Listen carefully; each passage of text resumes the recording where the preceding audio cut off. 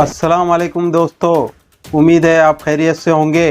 क्या बीजेपी की राज्य सरकारों में नंबर 2 बनने की स्पर्धा चल रही है या फिर सांप्रदायिकता का यह खेल सेंट्रल गवर्नमेंट की शय पर हो रहा है? हम सब जानते हैं कि पिछले दिनों अपोजिशन ने किसानों, जासूसी कांड और देश बेचने के मुद्दे पर जिस तरह से सरकार को घेरा है, उससे सरकार की देश में और इंटरनेशनली दोनों जगह पर किरकिरी हो रही है। दूसरी तरफ इंडिया टुडे के सर्वे में हमारे प्रधानमंत्री की लोकप्रियता घटी है।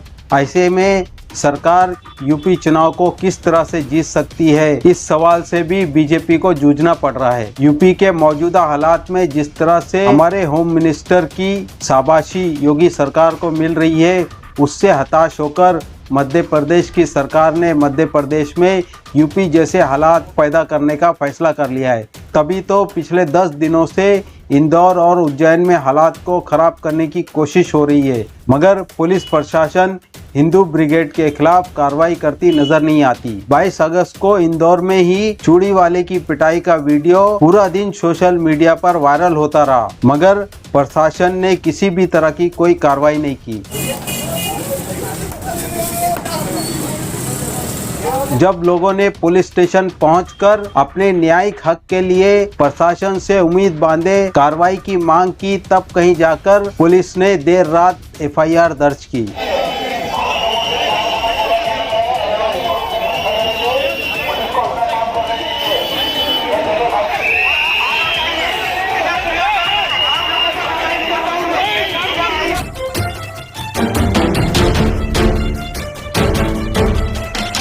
चूड़ी बेचने के लिए गया था बाणगंगा थाना क्षेत्र में। वहां पे कुछ लोगों ने उसके साथ में मारपीट करी और कुछ आपत्तिजनक और अपशब्द कहे। जिन धाराओं में फरियादी ने चाहा उन धाराओं में एफआईआर हुई है। सुबह होते होते मध्य प्रदेश के होम मिनिस्टर और इंदौर कलेक्टर का बयान आ जाता है, उसके बाद मामला ही उल्टा हो जाता है, यानी जो फरियादी था उसी को आरोपी बना दिया जाता है। 5:39 के आसपास बच्ची की तहरीर पर तस्लीम के खिलाफ पॉक्सो और अलग अलग धाराओं में मामला दर्ज हुआ। एक शख्स जो 24 घंटे पहले पिटाई का पीड़ित था, वो 24 घंटे बाद पॉक्सो और धोखाधड़ी का आरोपी बन गया। यही नहीं बल्कि एसडीपीआई और पीएफआई के लोगों पर कार्रवाई करके प्रशासन योगी सरकार को चैलेंज करती नजर आ रही है कि भैया हम भी किसी से कम नहीं हैं। ईडीआई और पीएफआई पे बहुत बारीकी नजर हम लोग रख रहे हैं, इंटेलिजेंस भी रख रहा है, पुलिस भी रख रही है।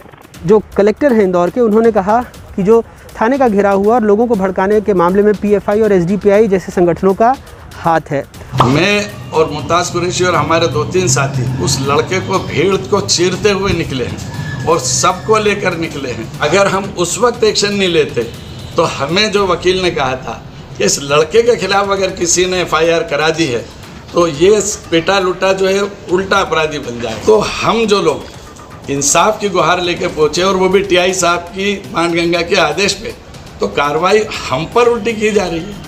तो इससे और गलत संदेश जा रहा है कि एक थाने में गालियाँ बक रहा है मुसलमानों को बम्बेदार मामले में। अगर हमारी सत्ता है, हमारी पुलिस है, हमारा प्रशासन है और उन पर कुछ नहीं हो रहा है। और घंटे 1.5 घंटे थाने के अंदर रहे हैं। इस बीच में हमने किसी को फ़ोन नहीं लगाया भीड़ को आने के लिए, नारे लगाने के लिए या उकसाने के लिए। ऐसा कोई संदेश हमारा नहीं गया है, ऐसा कोई मैसेज हमने किसी को नहीं दिया है, ऐसा कोई कॉल हमने किसी को नहीं किया है। लोग जो आए हैं वो जिस तरीके से सोशल मीडिया पर उस लड़के का वीडियो वायरल हुआ है, उसी को देखते हुए लोग आक्रोशित होकर बिना बुलाए वहां पर आ गए और वो भीड़ जमा हो गई। जबकि उस संबंध में हमारे ऊपर इल्ज़ाम लगाया जा रहा है प्रशासन की तरफ से कि एसडीपीआई और पीएफआई जो है इस संबंध में संलग्न है। पीएफआई का तो नाम ही नहीं है और इसमें उन्होंने पूरा रोल अदा किया है, जबकि पीएफआई का इसमें कोई संबंध नहीं है। हाँ, social democratic party of India के अध्यक्ष होने के नाते अगर कोई पीड़ित, कोई मजलूम जिसके साथ में इंसाफ होना चाहिए, अगर पुलिस उसके साथ में इंसाफ नहीं कर रही है तो ये मेरा कानूनी फ़र्ज़ भी बनता है और यह मेरा नैतिक फ़र्ज़ भी बनता है कि हम उसके लिए न्याय की गुहार करें और उसके लिए एफआईआर दर्ज कराएं। नरोत्तम मिश्रा साहब का जो बयान आया है जिसमें वो ये कह रहे हैं कि इस लड़के से 2 आधार कार्ड जब्त किए गए। पहली बात तो ये है कि उस लड़के से किस डिपार्टमेंट ने, किस पुलिस अधिकारी ने या किस थाने ने 2 आधार कार्ड जब्त किए हैं, पहले तो वो ये बताएं। दूसरा फिर यह कि वो आधार कार्ड और वो उसका चुनाव परिचय पत्र तो उन हमला करने वालों ने छीन लिया है उसका लगभग 20 से 25 हज़ार रुपये की चूड़ियाँ और बैंगल्स ये सारा उन्होंने लूट लिया। उसके पास जो 10-12 हज़ार रुपये थे वो उसके लूट लिए।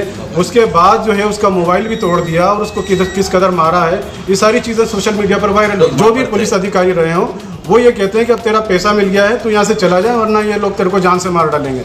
ये पुलिस अधिकारियों का बयान है। तो आप बताइए इस देश के अंदर दो तरीके से कानून कैसा चलेगा? जो लोग थाना परिसर में पुलिस की मौजूदगी में मुसलमानों को मारने काटने की धमकियां दे रहे हैं, उनके ऊपर कोई एफआईआर दर्ज नहीं हो रही है, उनके ऊपर कोई मुकदमे दर्ज नहीं हो रहे हैं, और हम लोग एक पीड़ित को न्याय दिलाने के लिए थाने जा रहे हैं तो उल्टे हम पर मुकदमे बनाए जा रहे हैं। अभी ताज़ा तरीन अपडेट यह है कि चूड़ी वाले को 3 सितंबर तक न्यायिक हिरासत में भेज दिया गया है। वहीं शांति से अपने हक की गुहार लगाती हुई भीड़ पर इंदौर पुलिस ने कार्रवाई की। यहाँ से अदालत ने उसे 3 सितंबर तक पुलिस हिरासत में भेज दिया है। दूसरी तरफ इंदौर राजमार्ग को जाम करके हजारों की हिंदुत्ववादी भीड़ पुलिस प्रशासन की मौजूदगी में मुसलमानों के खिलाफ और आरोपियों के हक में नारे लगाकर घंटों हाईवे को जाम करके शांति भंग करने का प्रयास करती रही, मगर पुलिस और मध्य प्रदेश की सरकार को उसमें कुछ गलत नजर नहीं आया। इस बीच इंदौर में हिंदू जागरण मंच ने मंगलवार को बड़ा प्रदर्शन किया। संगठन के कार्यकर्ता हजारों की तादाद में रीगल चौराहे पर सुबह 9 बजे से ही जुट गए। इस मामले में आप क्या सोचते हैं? आपकी राय हमें कमेंट में लिख कर बताइए। इस वीडियो को ज़्यादा से ज़्यादा अपने दोस्तों के साथ में शेयर कीजिए, चैनल को सब्सक्राइब कीजिए। अपना ख्याल रखिए। अल्लाह हाफिज़।